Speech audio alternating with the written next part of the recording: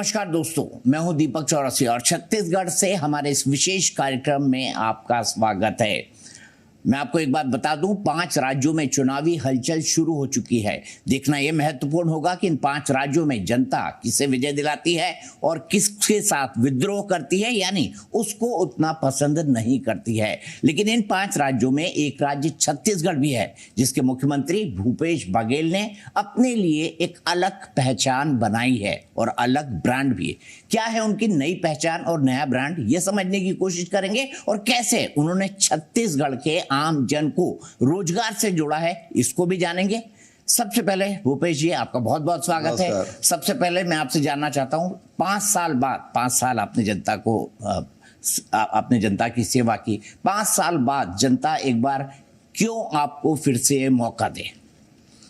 5 साल पहले हम लोगों को मौका दिया था इसलिए कि जनता के साथ मिलकर संघर्ष हम लोगों ने किया था। चाहे किसान हो, मजदूर हो, आदिवासी हो, युवा हो, महिला हो, सबके हितों के लिए हमने लड़ाई लड़ी थी। तो एक विश्वास हमने जीता था। और अब यह है कि इन 5 वर्षों में जो हमने सब वर्गों से जो वादा किया था, कांग्रेस पार्टी ने जो बात कही थी, उसे हम लोगों ने पूरा किया। आज छत्तीसगढ़ के अर्थव्यवस्था में बड़ा बदलाव हुआ है। छत्तीसगढ़ की शिक्षा के क्षेत्र में बदलाव हुआ है, स्वास्थ्य क्षेत्र में बदलाव हुआ है, और सबसे बड़ी बात है संस्कृति, जो हमारी पहचान है।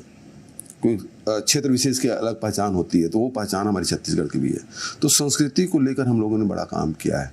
तो इस कारण से लोगों का विश्वास, एक भरोसा कांग्रेस सरकार पर बनी है, और इसलिए मुझे पूरा विश्वास है कि छत्तीसगढ़ में जनता हमें फिर से चुनेगी, अवसर देगी। मैं आपसे जब बात जानना चाहता हूँ, मैं आया था तो मैं ये भी सुन रहा था कि एक नारा लगा है, भूपेश है तो भरोसा है, लेकिन अब ये बदल गया है, कांग्रेस है तो भरोसा है। ऐसा क्यों? देखिए, ये तो भूपेश है तो भरोसा है लोगों ने कहा, क्योंकि जब लॉकडाउन था, वैश्विक महामारी थी, उस समय लोगों ने कहा कि जब सबके घरों में हमने 3 महीने का राशन एक साथ पहुंचा दिया, जो छात्र थे उनकी पढ़ाई के लिए ऑनलाइन एग्ज़ाम कराना, जनरल प्रमोशन कराना, तो भरोसा बढ़ा। तब उन्होंने कहा भूपेश है तो भरोसा है। फिर किसान, जब सब तरह से नाउम्मीद थे पूरे देश में, कहीं आर्थिक हलचल नहीं थी, सब कुछ बंद था, और उस समय किसानों के राजीव गांधी किसान न्याय योजना की पहली किस्त हमने दिया, तब उन्होंने कहा भूपेश है तो भरोसा है। लेकिन भूपेश की पहचान तो कांग्रेस से है, और इसलिए कांग्रेस जब पार्टी की बात करेंगे तो फिर कांग्रेस पर भी भरोसा है। ये दोनों पर्यायवाची, भूपेश है तो भरोसा है और कांग्रेस है तो भरोसा है। पार्टी बहुत बड़ी है, मैं तो उसका एक इकाई हूँ, एक हिस्सा हूँ। तो पहचान मेरी है तो कांग्रेस से है। यदि मैं कोई विश्वास अर्जित करता हूँ, भरोसा अर्जित करता हूँ, तो कांग्रेस की ताकत है। एक बात और जानना चाहता हूँ, लोग कह रहे हैं कि हाल ही में आपने कहा कि एक बार फिर मैं आया तो किसानों की कर्ज माफी कर दूंगा। अब मैं उसमें नहीं जाना चाहता कि इसमें कितने विवाद हुए, क्या क्या आरोप प्रत्यारोप लगे, क्यों फिर दूसरी बार कर्ज माफी करने की जरूरत क्यों पड़ रही है भूपेश बघेल को चुनाव जीतने के लिए? देखिए, इसलिए है कि किसान छत्तीसगढ़ के एक फसल के भरोसे वो पूरा साल भर गुजारा करते हैं। हमने उसकी आर्थिक स्थिति में सुधार किया, अब उसको और आगे बढ़ाना है और ताकत देना है, तो एक बार ऋण माफी और होना चाहिए। ये किसानों की भी डिमांड थी, और मुझे भी लगा कि 2 साल कोरोना के बीता, सारी परेशानियां थी, और उसके बाद अब उनको ये अवसर तो मिलना चाहिए किसानों को, इसलिए हमने ऋण माफी घोषणा की। लोग कहते हैं कि गलत इकोनॉमी है, ये गलत अर्थव्यवस्था है, बार बार अगर किसानों को आप ऋण माफ करेंगे तो राज्य पे इसका बोझ बढ़ता जाएगा। आप इस क्रिटिसिज्म को कैसे लेते हैं? देखिए, एक तरफ केंद्र सरकार जब 14.5 लाख करोड़ रुपया उद्योगपति को माफ करती तो कोई उंगली नहीं उठाता। यदि मैं लाखों किसान के 1000 करोड़ रुपया, हजारों करोड़ों में जब माफ करता हूँ, 9,000, 10,000 भी नहीं जाता, 10,000 करोड़ के आसपास माफ किया, तो लोग उंगली उठाने लगे। अब 14.5 लाख करोड़ का माफ किया, किसी ने कोई बात नहीं कही। मैं तो कहता हूं भारतीय जनता पार्टी साथियों से कि मैं किसानों से कर्ज माफ किया, उसमें मैं वोट मांग लेता हूं। आप उद्योगपति ऋण माफी किया तो आप उससे वोट मांग लीजिए, देख लीजिए किसमें मिलता वोट। और अर्थव्यवस्था किससे? एक अर्थव्यवस्था है जब सारी संपत्ति को कुछ चंद मुट्ठी भर उद्योगपति के हाथ में सौंप दो, दूसरी अर्थव्यवस्था है जो गरीब है, मजदूर है, किसान है, उसके खाते में पैसा डाल दो। तो वो एक इकोनॉमिक है जो गांव से चल के कस्बे और कस्बे से लेके तहसील और जिला तक पहुंचता है, उसके बाद बड़े शहरों में आता है। तो इस दौर से जितने बार वो पैसा गुजरता है वहाँ वो फिर इकोनॉमी को चेंज करते जाता है। तो गांव के अर्थव्यवस्था, मजदूरों का अर्थव्यवस्था, उसके बाद फिर जो छोटे व्यापारी हैं, फिर बड़े व्यापारी हैं, फिर उद्योग है। जब डिमांड बढ़ेगी तो उद्योग भी पहिया चलेगा। तो ये इकोनॉमी, इस प्रकार की इकोनॉमी जो दुनिया के जो माने हुए जो अर्थशास्त्री हैं वो इकोनॉमी की बात करते हैं। यही बात राहुल गांधी भी कहते हैं और वो काम हमने कर दिया। हमारी अर्थव्यवस्था उन चंद गिने चुने राज्यों में से एक है जो सारे, चाहे आरबीआई के जो नाम से हैं या भारत सरकार के जो वित्त विभाग के जो गाइडलाइन है उसको हम फुलफिल करते हैं। एक बात और, पूर्व मुख्यमंत्री रमन सिंह इस कर्ज माफी के बारे में कहते हैं, कुछ लोग कह रहे हैं मास्टर स्ट्रोक है। उनका कहना है कि नहीं भाई, ये मास्टर स्ट्रोक तो है ही नहीं, क्योंकि पुरानी कर्ज माफी जो है वो ही ठीक ढंग से नहीं हुई। इस क्रिटिसिज्म को आप कैसे लेते हैं? देखिए, ये है कि जो किसान डिफाल्टर थे, जो किसान जो अल्पकालीन ऋण लिए थे उसका हमने माफ़ किया। जो दीर्घकालीन लोन लिए थे उसका माफ़ हमने नहीं किया। ये बोलते दीर्घकालीन भी किए हैं, है ना, उसका भी माफ़ करो। तो मैंने कहा भी जो किसान हमको समझे, हम किसान की भाषा समझते हैं, हमारी बात किसान समझते हैं। आप कौन हो भाई? दाल भात में मुसलचंद। तो आपकी बात तो समझ आएगी, न लोगों की बात समझते हैं, ना आपकी बात कोई दूसरे को समझ आ रही है। हमारी बात समझ रहे हैं, हम उसकी बात समझते हैं। एक बात मैं बीजेपी की बड़ी इंटरेस्टिंग आपसे पूछूंगा, लेकिन अभी नहीं। अभी कुछ और मुद्दे हैं जिन पर मुझसे आपसे मुझे बात करनी है। मैंने आज एक पोस्टर देखा, आपने कहा कि हम गरीबों को अपना घर देंगे। फिर प्रधानमंत्री तो पहले से ही कर रहे हैं, तो आपने उनको नहीं आने दिया, आप खुद अपने नाम से घर बना रहे हैं। इसको आप कैसे देखते? हमने उनका शेयर मांगे, 40/40 का रेशियो है प्रधानमंत्री आवास का, उन्होंने हमको नहीं दिया है। हम 13,000 करोड़ रुपए पिछले बजट में रखे थे, उसके पहले 700 करोड़ रुपए रखे थे। और अभी लोगों की डिमांड आई जब भेंट मुलाकात कार्यक्रम में गया था कि और लोग भी आवास मांग रहे हैं। तो मैंने कहा 2011 के सर्वे में है आपका नाम? बोले नहीं, लेकिन हमको तो अभी आवास चाहिए, क्योंकि जब 2011 में जब सर्वे हुआ था तो हम परिवार से अलग हुए नहीं थे, तब हम तो छोटे थे। अब हमारी शादी हो गई, हमारे बच्चे हैं, हम माता पिता से अलग रह रहे हैं, अब हमको अलग मकान चाहिए। तो अब सर्वे कराने मैंने प्रधानमंत्री तत्काल चिट्ठी लिखा कि भाई इसको कम से कम 2021 का जो जनगणना है वो तत्काल कराइए, आर्थिक सर्वेक्षण उसको तत्काल कराइए, ताकि जो नए हितग्राही हैं, जो पात्र व्यक्ति हैं, उसको आवास मिल सके। नहीं किया तो 1 अप्रैल को हमने कहा कि इसको आर्थिक सर्वेक्षण कराते हैं, और पूरा आर्थिक सर्वेक्षण कराए। उसमें 2011 का जो सर्वे है जिसमें 6,99,000 बचा था, उसका हमने पहले किस्त दिया। जो हमने आर्थिक सर्वेक्षण कराया उसमें 47,000 ऐसे लोग थे जो आवासहीन थे, बिल्कुल जिनके पास कोई घर नहीं है, उसको भी पहले किस्त दे दिया। अब जो हमने आर्थिक सर्वेक्षण कराया उसमें जो 1 कमरे का जो मकान है या 2 कमरे का मकान है, ऐसे पात्र व्यक्ति 10 लाख लोग हैं। हमने कहा हम उसको भी देंगे। भारत सरकार अपना हिस्सा दे ना दे, हम देंगे, क्योंकि वो बात करेंगे किसके? 2011 की जनगणना की। हम आर्थिक सर्वेक्षण कब कराए? 2023 में। तो हमारी बात को तो मानेंगे नहीं। अब हमारी सर्वे को मानेंगे क्या? नहीं मानेंगे, और वो कर नहीं रहे। तो हम अपने सर्वे के हिसाब से करेंगे, तो वो राशि यदि हम देंगे 100% राज्य सरकार देगी। मैंने कहा भारत सरकार दे ना दे, हम देंगे। अब भारत सरकार दे तो अच्छी बात, नहीं दे तो हम तो करेंगे। लेकिन भारत सरकार कह रही है चलिए आपने ये तो बना लिए, इसको मैं अलग रख देता हूँ, लेकिन जो 60 और 40 वाली योजना है वो भी चालू कर दीजिए, उसमें क्या दिक्कत है? तो 60 और 40 में तो वो 7 लाख परिवार है ना, तो उसमें दे कहाँ रहे हैं? वही तो मैं कह रहा हूँ। मतलब आपको जो उनको शेयर देना है वो नहीं दे रहे हैं, वो नहीं दे रहे हैं। ये उल्टा आरोप लगाते हैं। तो ये आपने कभी बीजेपी वालों से पूछा सभा में कि आपने पैसा क्यों नहीं दिया मुझे? हाँ, तो लगातार मैं बोल रहा हूँ, दे नो पैसा। पोर्टल ही बंद कर दिए, हम एंट्री किस में करेंगे? मान लो राज्य सरकार यदि कोई मकान बना रही है और भारत सरकार पोर्टल बंद करके रखे, तो एंट्री कैसे होगी उसमें? इस पे तो आप सुप्रीम कोर्ट चले जाते। तो अभी बात है, हम तो अभी पैसा दिए हैं, अब जरूरत पड़ी तो जाएंगे। ठीक है, मैं आगे चलता हूँ।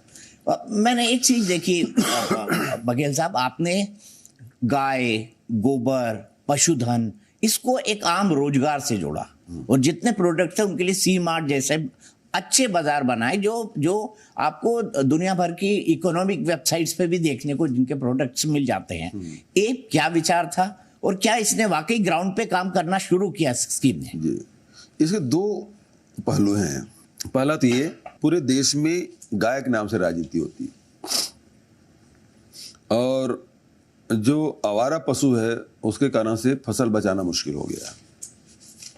उसके दो कारण हैं। एक तो इसे राजनीतिक लाभ लेने के लिए उसका उपयोग किया गया पूरे देश भर में। दूसरा कारण है कि यांत्रिकीकरण जो हुआ कि ट्रैक्टर आया, फिर ट्रैक्टर के बाद हार्वेस्टर है, बहुत सारी चीज़ और मशीनें आई। तो मशीन आने के कारण से बैल की उपयोगिता में उसमें बहुत कमी आ गई है। तो वो हो गया डेयरी पे, वो बोझ बढ़ गया उसका।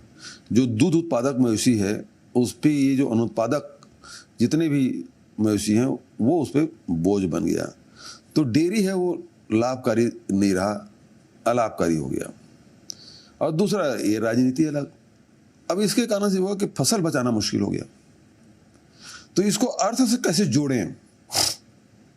तो इसमें फिर आया कि हम पुराने जो हमारे गौठान थे उसको पुनर्जीवित किया जाए। और हमने करीब 10,500 गौठान बनाए भी और उसमें 1.5 लाख एकड़ जमीन आरक्षित भी कर ली। दूसरा काम ये है कि उसे गोबर खरीदना शुरू किया। गोबर तो दूध उत्पादक है, अनुत्पादक है, दोनों गोबर देंगे। तो गोबर खरीद किया, फिर रेट तय किया, 2 रुपये में गोबर और 4 रुपये लीटर गौमूत्र। ये तय करने के बाद फिर उसका उपयोग क्या, तो उसको वर्मी कंपोस्ट बना के खेतों में डालना, उसके कैसे रेट तय करना, वो सब चीज़ प्रक्रिया करके उसे बेचने की व्यवस्था, उसे कोऑपरेटिव सेक्टर से जोड़ा। किसान के ही मवेशी है, किसान के ही मवेशी के गोबर है और गोबर से वर्मी कंपोस्ट बन रहा, उसे खेत में जाना चाहिए। केवल वर्मी कंपोस्ट बना देने से ही लोग गौठान में नहीं जाएंगे। तो गौठान में और अन्य गतिविधि हमको संचालित करना है। उसमें जो लैंडलेस लोग हैं उसके लिए बाड़ी की व्यवस्था कर दो। शासकीय जमीन है, थोड़ा सा पंप वगैरह व्यवस्था करो, बाड़ी बना दो। कुछ फिर दूसरे और व्यवस्था भी करो। उसमें सिलाई है, कढ़ाई है, मशरूम उत्पादन है, मछली पालन है, गौ पालन है, बकरी पालन है। ये सबको भी हमने उसमें जोड़ा। उसके कारण से करीब 2 लाख महिलाएं इस काम में लगी। अब सवाल इस बात का कि जो उत्पादन करेंगे वो बिकेगा कहाँ? तो बेचने के लिए फिर हर जिले मुख्यालय में सी मार्ट बनाया और सी मार्ट बना के वो सारी सामग्री को हमने उसमें बेचने की व्यवस्था कर दी। और सभी जहाँ सी मार्ट बने हैं वो सब एक दूसरे से लिंक हैं। मान लो बस्तर का काजू चाहिए तो आप बस्तर, यदि आपको जसपुर का काजू चाहिए तो वो भी मिलेगा आपको। शहद आपको मरवाही के चाहिए कि बस्तर के चाहिए कि जसपुर के चाहिए, वो सारी चीज़ें आपको एक साथ मिलेगा। तो ऑनलाइन सब व्यवस्था हमने कर दी और बड़े जो फ्लिपकार्ट है, अमेजॉन है, उससे भी हमने जोड़ दिया। तो सारी चीज़ हैं, जितने भी उत्पादन करना है, चाहे वो गौठान से हो, चाहे हमारे जो माइनर फॉरेस्ट प्रोड्यूस से उसको भी वैल्यू एडिशन कराए, तो वहाँ से जो चीज़ें आ रही है फॉरेस्ट से, तो उन सबको उसमें बेचने की व्यवस्था कर दी। तो एक तो लोगों को रोजगार मिला और दूसरा उसके लाभकारी मूल्य मिला। जो उत्पादक है उसको ये चिंता नहीं है कि बिकेगा कि नहीं बिकेगा। ऑर्डर आता है, उतना उत्पादन कर देते हैं, जैसे उसका सामान बना वहाँ से उठाए उसके पहले उसके खाते में पैसा चला जाता है। तो उत्पादक को बेचने की चिंता नहीं है। ये व्यवस्था हमने कर दी। तो इसको और डेवलप करने की ज़रूरत है। अभी तो हम छत्तीसगढ़ में किए हैं, इसको पूरे देश में इसके और भी आउटलेट सेंटर वगैरह बनना चाहिए, जिससे हमारे जहाँ जो उत्पादन है वो सब जगह बिक सके। लेकिन कुछ उत्पाद वस्तु है उसकी डिमांड इतनी है, हम पूर्ति नहीं करवा रहे हैं। ऐसी भी वस्तु है, जैसे तिखुर का सेक। अच्छा, तिखुर आपने सुना नहीं होगा, लेकिन तिखुर हमारे जो ये नगरी के जंगल हैं, कोंडागांव के जंगल है, उसमें ये बिल्कुल जैसे ये हल्दी का पौधा होता है ना, उसी प्रकार से वो जंगलों के बीच में उगा रहता है। उसके जो कंद है उसे प्रोसेसिंग करते, 1 क्विंटल यदि आप उसका कंद लेंगे, वो प्रोसेस करेंगे तो 5 किलो निकलता है। और 5 किलो की जो तिखुर है वो इतना स्वादिष्ट मिठाई बनता है। और खासकर जो उपवास रखते हैं उसके लिए बहुत ही गुणकारी है, वो लाभकारी है। अब उसका हमने सेक बनाया तो दूसरे देशों से डिमांड आई, वियतनाम वगैरह भी से डिमांड आई, हम लोग वहाँ सप्लाई करते हैं, लेकिन यहाँ डिमांड होती तो उसको पूर्ति नहीं कर पा रहे हैं। तो उसके बाद उसकी खेती भी शुरू करवा रहे हैं जंगल में, और ज़्यादा उसको बढ़ाओ, उसको उत्पादन बढ़ाओ। तो ऐसे बहुत सारी चीज़ें हैं जिसका हम लोग जो डिमांड है उसके हिसाब से हम लोग को पूर्ति करें। लेकिन मैं आपसे एक समझना चाहता हूँ, आपके विरोधी आप पर यही आरोप लगाते हैं भाई इन सब में तो भ्रष्टाचार हुआ, अगर यहाँ ये नहीं तो फिर वो ये कहने लगते हैं कि गोबर योजना में भ्रष्टाचार हुआ, फिर वो ये कहने लगते हैं कि नहीं शराबबंदी इन्होंने कही थी, शराबबंदी लागू नहीं की, शराब में भ्रष्टाचार हुआ। क्या कहना चाहेंगे इन आरोपों पर? देखिए, भ्रष्टाचार का तो कोई विषय है ही नहीं। यदि सी मार्ट में कोई गौठान में या रीपा में कोई उत्पादन हो रहा है, सी मार्ट में बिक रहा है, उसमें क्या भ्रष्टाचार हो सकता है? गौठान की बात करें तो आरोप लगाते हैं 1360 करोड़ का घोटाला हो गया। अब जो गोबर है, हर 15 दिन में जो गोबर विक्रेता उसके खाते में ऑनलाइन पेमेंट होता है, उस खाते में बटन दबाओ, उसके खाते में पैसा जाता है। और अभी तक के करीब 135 लाख क्विंटल हमने गोबर खरीदा, मतलब उसके खाते में 271 करोड़ रुपया गया है। अब आरोप लगता है 1360 करोड़ का, और गोबर हमने खरीदा है 271 करोड़ का। कैसे संभव है 271 करोड़ के गोबर में 1300 करोड़ का घोटाला? शराब की बात करते हैं, शराब की नीति इनकी है, हम तो शराब बंदी करना चाहते थे, तो इसकी नीति उसको चलने दो, क्योंकि हमको बंद करना है। लेकिन वो हो नहीं पाया। हो इसलिए नहीं पाया कि लॉकडाउन के समय देखा पूरे उससे बढ़िया वातावरण कुछ नहीं था शराबबंदी के लिए। पूरे देश की फैक्ट्रियां बंद थी, परिवहन बंद था, और ऐसे में सबसे अच्छा वातावरण तो ही था शराबबंदी का। सब अपने घरों में थे, दुकानें बंद थी। लेकिन देखे कि नकली शराब पी के, सैनिटाइजर पी के लोग मौत के मुंह में समा गए। तो मैं ऐसी कोई योजना शुरू नहीं कर सकता जिससे लोगों की जान जाए। एक वातावरण बनाने की आवश्यकता थी, और 2 साल कोरोना निकल गया, 1 साल तो चुनाव निकल गया। मैं चाहता था कि वातावरण, सामाजिक वातावरण, क्योंकि सामाजिक बुराई है, और एक वातावरण बने ताकि हम शराबबंदी की दिशा में आगे बढ़ सकें। लेकिन हो नहीं पाया वो, और मैं ऐसी योजना शुरू नहीं कर सकता जिससे लोगों की जान जाए। मैं तो प्रधानमंत्री से कहूँगा कि आप तो गुजरात से आते हैं, 14 साल वहाँ मुख्यमंत्री रहे, 3 काल वहाँ शराबबंदी पूरे देश में क्यों नहीं कर देते? तो हमारे छत्तीसगढ़ भी हो जाएगा। लेकिन अब उसमें कम से कम छत्तीसगढ़ में करके शुरुआत तो करिए। क्योंकि उसमें देखा कि ये लैंडलॉक स्टेट है, 6-7 राज्यों से घिरा हुआ है। वो शराब दूसरे राज्यों से आराम से, अब वो हरियाणा का शराब के ट्रक यहाँ रायपुर में पकड़ा गया, धार मध्य प्रदेश के जो शराब के ट्रक है वो कमरधाम पकड़ा गया। तो ये तो सब जगह से खुला हुआ है, सब जगह से आना है। ये बंद भी कर दें तो बंद होगा नहीं, तो जब तक कि सामाजिक जागरूकता नहीं होगी। तो वो परिस्थिति, हम शराबबंदी से पीछे नहीं हटे हैं। जब भी अनुकूल वातावरण होगा हम करेंगे। लेकिन अब इसमें आरोप लगा दिए कि शराब घोटाला हुआ, 2168 करोड़ का घोटाला। पढ़ा था मैंने वो फिगर, हाँ, मेंशन नहीं किया। हाँ, मैं तो बता रहा हूँ आपको, आपने केवल थोड़ा संकेत दे दिया, मैं पूरा कर देता हूँ। अब 2168 करोड़ का घोटाला हुआ। 3 साल से आईटी और ईडी जांच कर रही। 2020 से मामला हुआ, आईटी वालों में कोई मामला बनता नहीं।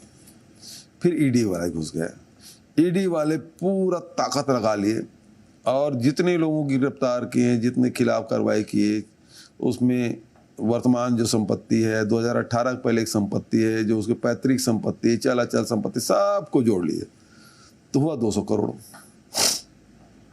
अब इसमें मेरा उल्टा आरोप है इन पे, क्योंकि आरोप लगाते हैं कि नकली होलोग्राम से ये शराब निकला है। तो नकली होलोग्राम कहाँ से निकलेगा? फैक्ट्री से। अब फैक्ट्री में जब निकलेगा तो इसका मतलब है कि फैक्ट्री मालिक के बिना सहमति के होगा नहीं, ठीक है?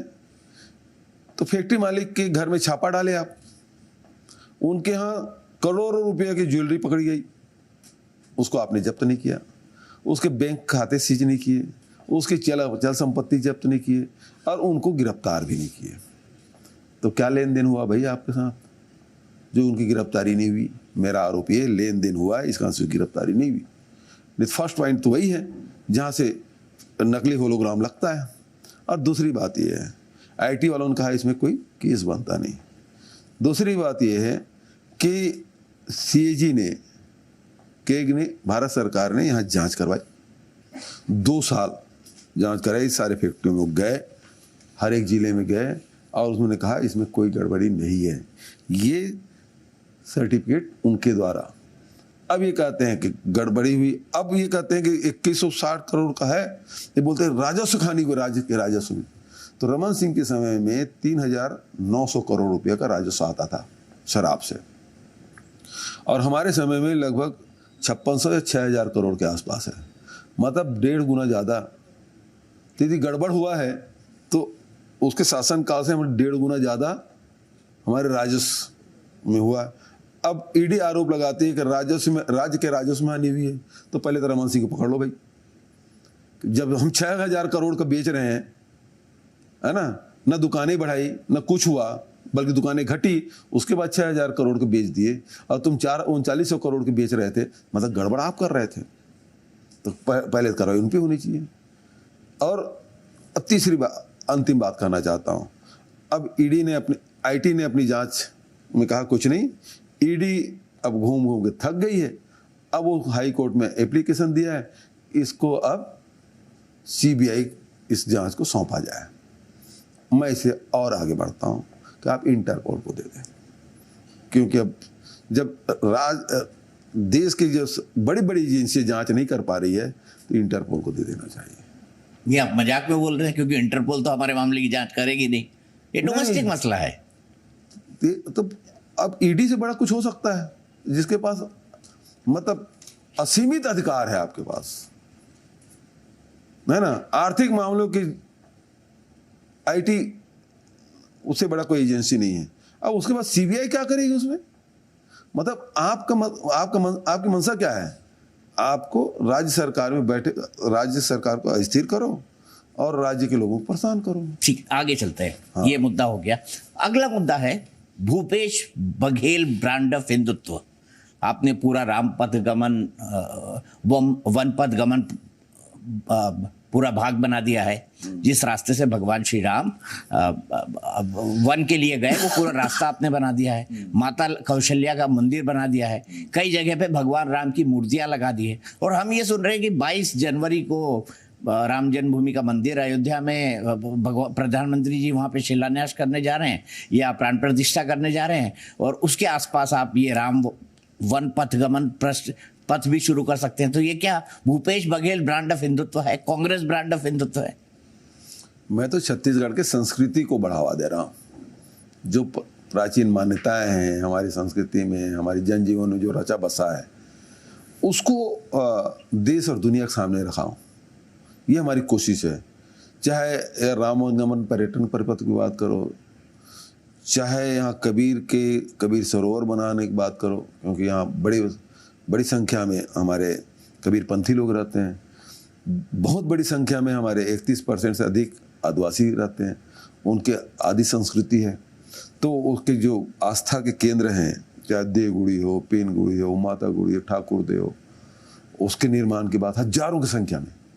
केवल रामगमन पर्यटन पथ नहीं बनाया, ये भी हमने बनाया। और गोटुल के बारे में कई देश विदेश में बड़ी चर्चा हुई बस्तर की, हम उसको भी बना रहे हैं। और उसके साथ साथ आदिवासी नृत्य महोत्सव पूरी दुनिया में कहीं नहीं हुआ, केवल छत्तीसगढ़ में लगातार 3 साल 20 साल होता था, क्योंकि आचार-संहिता लगा 1 नवंबर से, नहीं तो हम तो उसी में कराते। तो पूरे दुनिया में कहीं नहीं हुआ है आदिवासी नृत्य महोत्सव, हमने कराया। 27 देश के लोग आए। संख्या इसलिए कम हो गई कि वो लोग चाहते थे, हम ज़्यादा से ज़्यादा और देश के लोग आना चाहते थे, लेकिन हमने कहा हमारे देश के कलाकार का प्रदेश के कलाकारों को मौका नहीं मिलेगा, तो हमने वो भी कराया। हम रामायण महोत्सव भी करा रहे हैं। हम यहाँ चूँकि सतनाम पंथ के मानने वाले बहुत हैं, गुरु घासीदास जी की तो तपोभूमि है, तो हमने उसके जो प्रतीक है जैत खाम, उसको मॉडल जैत खाम हर ब्लॉक में बना रहे हैं। तो जो यहाँ के जो कुछ भी है, जो इतिहास से जुड़ा है, संस्कृति से जुड़ा है, उसको सब देश और दुनिया के सामने लाना है। नहीं तो ये है कि छत्तीसगढ़ आओ तो नक्सली एयरपोर्ट में पकड़ लेंगे, रेलवे स्टेशन उतरो पकड़ लेंगे, दरदा पहुँचेंगे। ये पहचान बना कर रखा था रमन सिंह जी ने, भारतीय जनता पार्टी। अब वो पहचान बदली कि हाँ छत्तीसगढ़ में ये भी है। तो मतलब आप इसको भूपेश बघेल ब्रांड ऑफ हिंदुत्व नहीं गए? नहीं है, ये तो हमारी छत्तीसगढ़ की संस्कृति है, जिसको हमने सबके सामने लाया और सब लोग गर्वान्वित महसूस कर रहे हैं। जो हमारे छत्तीसगढ़ के जो तीज त्यौहार है, जो हरेली है, तीजा है, छेरछेरा पुन्नी है, कर्मा जयंती है, हम तो छठ पूजा के भी यहाँ बड़े संख्या में उत्तर भारतीय लोग भी रहते हैं। तो अभी अब दीपावली के बाद छठ पूजा आएगा, मतलब बिहार के बाद ये छठ पूजा की छुट्टी तो छत्तीसगढ़ में है, हमने पहले दिया, मतलब बिहार के बाद दिया, लेकिन उसका भी हम सम्मान करते हैं। छठ पूजा के दिन बढ़िया उसके अवकाश घोषित हमने किया। तो जो कुछ भी छत्तीसगढ़ में है वो सबको सामने लाए। अब एक बड़ा राजनीतिक आरोप जो अब पे अमित शाह जी ने लगाया, मैं नाम लेके कह रहा हूँ। हाँ। उन्होंने कहा कि वहां पर जो एक गुणेश्वर साहू की हत्या हुई थी, हाँ। उन्होंने कहा कि ये तो मुस्लिम तुष्टीकरण के लिए भूपेश बघेल जी ने मॉब लिंचिंग कराई है साहू की, और उनके पिताजी को टिकट दिया। तो क्या ऐसा कुछ हुआ था वहां पर? देखिए, दो बच्चों का झगड़ा हुआ उस दिन जमारा विसर्जन हुआ था, वहाँ इकट्ठा थे, और उस दो बच्चों के झगड़े में थोड़ा बढ़ गया, और झगड़ा बढ़ते बढ़ते ये बड़े बुजुर्गों तक आया और हत्या हो गई। अब सरकार की क्या जिम्मेदारी? सरकार की जिम्मेदारी जो हत्यारे हैं उसके खिलाफ कार्रवाई करो, चाहे पक्ष कोई भी हो। जितने लोग थे उसकी गिरफ्तारी हुई, उसके चालान प्रस्तुत हो गए, उसमें कार्रवाई जेल के अंदर डाल दिया गया। तो सरकार की जो भूमिका है वो तो हमने निर्वहन किया, लेकिन अब इनको तो कुछ आता नहीं है, केवल धर्मांतरण और सांप्रदायिकता, इसमें इसकी मास्टरी है, उसमें पीएचडी उन्होंने किया है। तो हर मामले को उस प्रकार से ट्विस्ट करने की कोशिश करते हैं। कमरथा वाले मामले में भी बहुत झंडा चढ़ाने उतारने में झगड़ा हो गया, दो लड़कों के बीच का, वो झंडा उतार दिया, तत्काल दूसरा झंडा चढ़ा दिया गया। बड़ा मुद्दा बनाने की कोशिश की, उसमें जो जो गड़बड़ किए सबको गिरफ्तारियां होगी।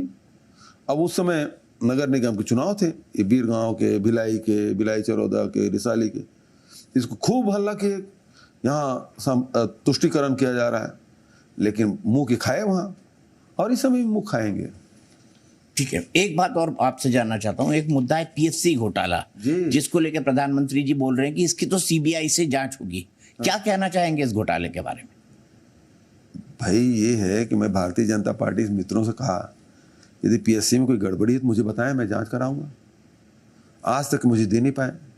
उन्होंने कहा अधिकारियों के बच्चे उसमें पास हुए हैं, तो वो कोर्ट में चले गए। ननकी राम कंवर भारतीय जनता पार्टी के नेता, कोर्ट यदि आदेश दे दे कि भाई अधिकारियों के बच्चे पीएससी में भाग नहीं ले सकते, वो आदेश करते हम बंद करवा देंगे।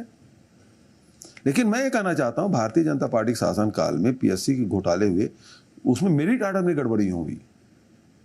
हाई कोर्ट ने जो पीएससी के परीक्षा के खिलाफ में आदेश पारित किया, रमन सिंह जी क्या कार्रवाई की है 2008 में, उसके अगेंस्ट में सुप्रीम कोर्ट क्यों गए? गलत हुआ था, इसमें मुझे बता दे कोई गलत है, मैं कार्रवाई करने के तैयार हूं। मैं प्रधानमंत्री जी को कहना चाहता हूं, इसमें कोई गड़बड़ी हो, केवल भारतीय जनता पार्टी के यहाँ के लोग कुछ भी आपको लिख के दे देते हैं, आप बोलते हैं ये प्रधानमंत्री की पद की गरिमा के विपरीत है।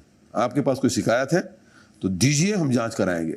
अच्छा, एक बात बताइए आप, मैं जानता हूं कि भूपेश बघेल जी राजनीति सोते भी हैं, ओढ़ते भी हैं और बिछाते भी हैं, मतलब खाटी राजनीतिज्ञ हैं, जिसको बोलते हैं ना गांव की भाषा में।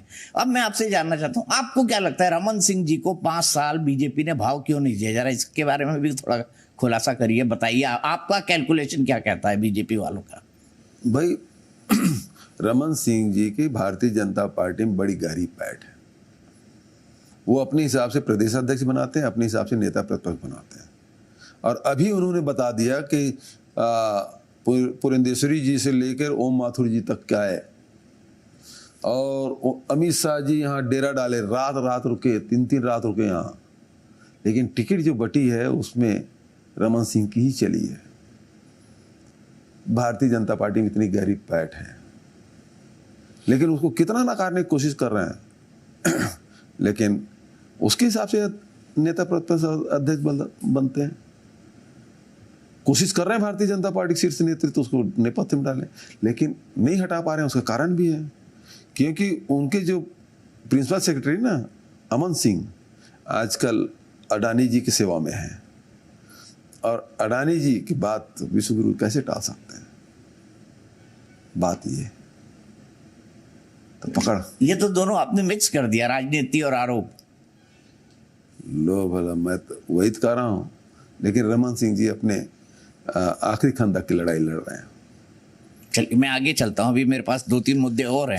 मुझे बताइए कि लाडली लक्ष्मी योजना काफी सक्सेसफुल हो रही है मध्य प्रदेश में, लोग कह रहे हैं उससे वोट भी मिलेंगे शिवराज जी को। क्या कोई लाडली बहना योजना आप भी, लाडली बहना माफ कीजिए, लक्ष्मी तो छोटे बच्चों की, लाडली बहना योजना पैसे दे रहे हो 1000 रुपए, फिर 3000 रुपए देंगे, ऐसी कोई योजना भूपेश बघेल शुरू करने वाले हैं? मध्य प्रदेश में इतने साल हो गए इसको मामा को, कभी उन्होंने सोचा नहीं।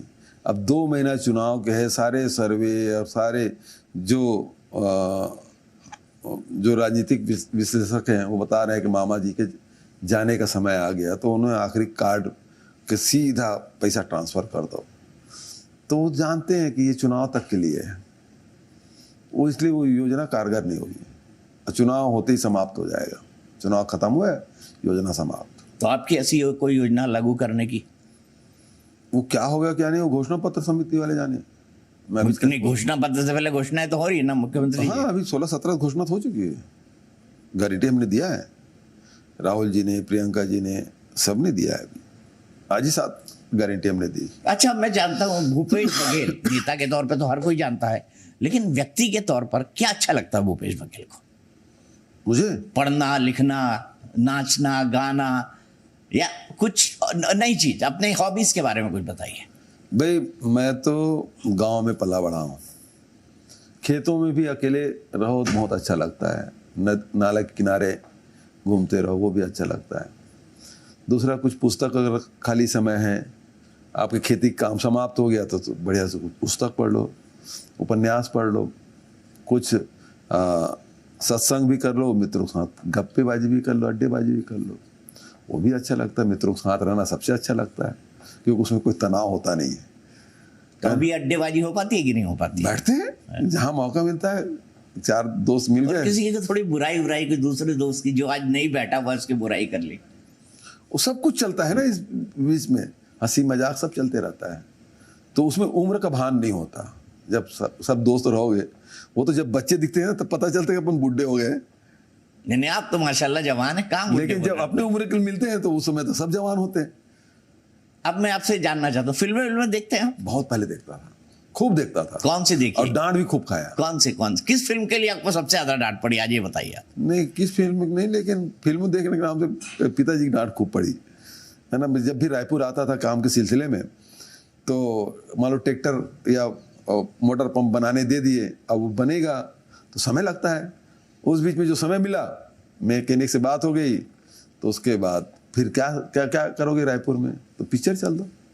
तब कौन कौन से सिनेमा हॉल थे, कुछ बताइए पुराने रायपुर के बारे में। यहाँ तो बहुत सारे सिनेमा हॉल थे, आनंद टाकीज भी था, प्रभात टाकीज था, बाबूलाल भी, शारदा, बहुत सारी टाकीजें थी। लेकिन बाद में फिर माल में फिर दूसरे और सब आ गए। नहीं, तो मुझे बताइए कौन सी पहली फिल्म आपको याद है, और कौन सी अब तक की सबसे यादगार फिल्म आपने देखी है रायपुर में उन दिनों में? बहुत छोटा था तो मैंने उपकार पिक्चर देखी। उपकार पिक्चर देखी थी, मनोज कुमार के। तब ये शारदा टाकीज में लगा था, और उसमें इसकी जाली गेट जो जहाँ टिकट काउंटर होता है, उसमें लोहे की जाली लगी हुई थी। सबसे छोटा मैं था, बड़े भाई लोगों के साथ आया हुआ था।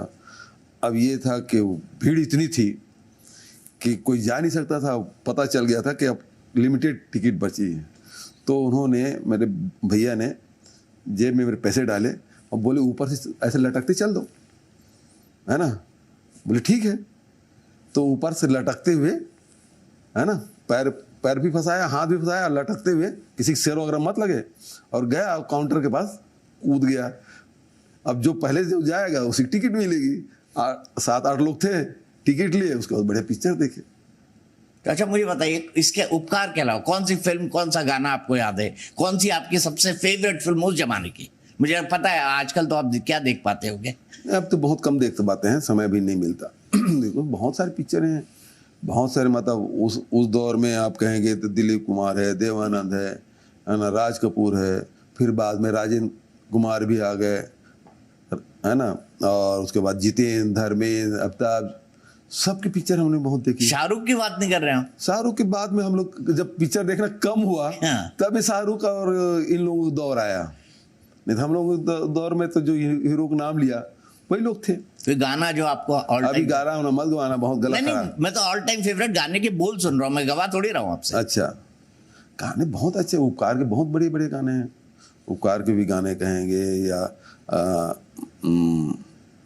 इसमें अमिताभ बच्चन के जो पिक्चर है जो राखी के साथ था, क्या कभी कभी मेरे दिल में ख्याल है, कभी कभी मेरे दिल में हाँ, ख्याल। वो भी पिक्चर सिलसिला की गाने हैं, वो भी अच्छे हैं।